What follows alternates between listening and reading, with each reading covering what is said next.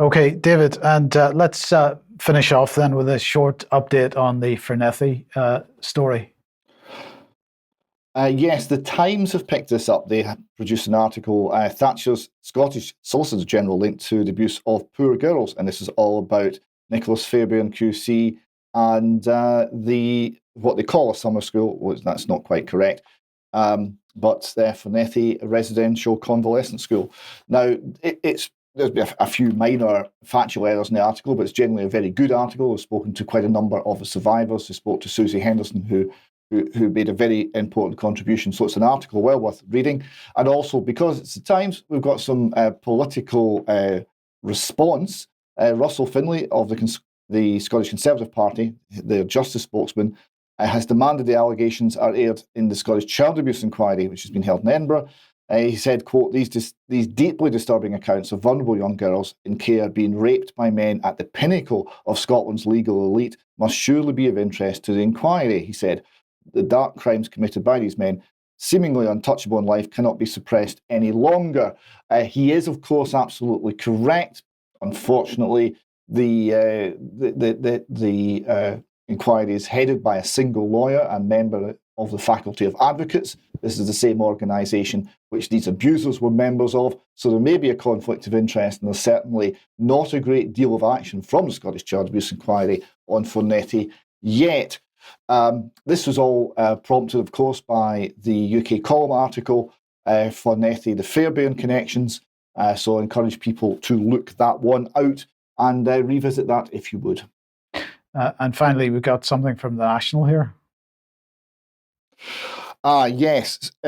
This is relevant because this might come up. There's an ongoing court case concerning one of the teachers at Fornethy, and she has been charged, not yet been convicted. The case has not yet come to trial, but she's been charged with cruel and unnatural treatment of the children. A recently completed case has seen a former social worker at Bridge of Weir Children's Home called Quarriers found guilty. Some of the mistreatment was described as very similar to some of the mistreatment at Fornethy. Her mistreatment of these children has followed them into adulthood. The pain has followed them into adulthood, said the prosecuting solicitor. And the victims said how Ramsey, the woman convicted, force-fed them, used physical violence towards them, would hand out humiliating punishments for bedwetting and failing to finish meals. This is all abuse that also happened at Fornethy.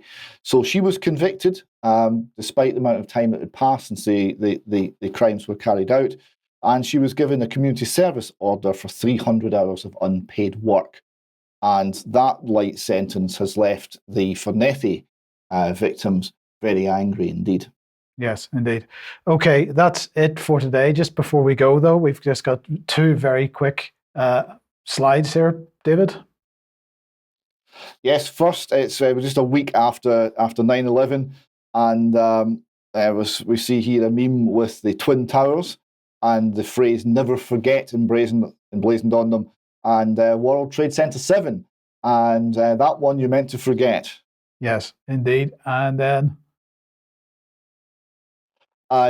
yes, a worried man visits his medical advisor. He says, "Doctor, I'm depressed because of the weather 30 years from now." And she suggests, "Have you tried supergluing yourself to the street?"